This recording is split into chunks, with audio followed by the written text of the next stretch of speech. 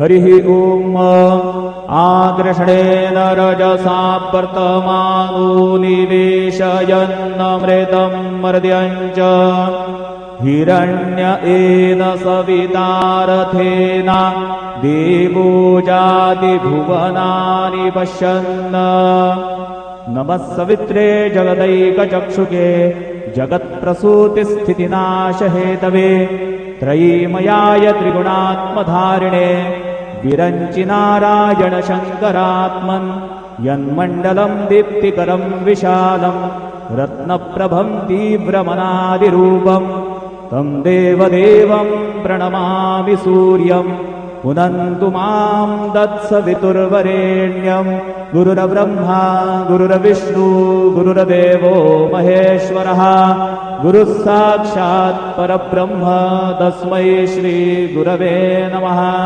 सद्गुरु साईनाथ देवताभ्यो नमः।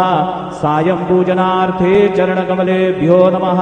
चन्दनं समर्पयामि त्वां गन्धर्वा अखडौ स्वामिन्द्रस्त्वां बृहस्पतिः त्वामोखधे सोमो राजाविद्वान्यक्ष्मादमुच्चन्न चन्दनं समर्पयामि चन्दनस्योपरि अक्षतां समर्पयामि कुलायिनि घृतवती पुरन्धिः स्योने सीदसदने पृथिव्याः अवित्वार्द्राद्वसवो गृह्णन्विमा ब्रह्मवीभिः सौभगायाश्विनाध्वर्जूषा दयतां हत्वा हरिद्रादि सकलसौभाग्यमाङ्गलिकद्रव्याणि समर्पयामि ऋतुकालोद्भवपुष्पं समर्पयामि सेवन्तिका बकुलजम्बकपाटलाब्जैः पुन्नागजातिकरवीररसालपुष्पैः बिल्वप्रवालतुलसीदलमालतीभिस्त्वां पूजयामि जगदीश्वर मे प्रसीद।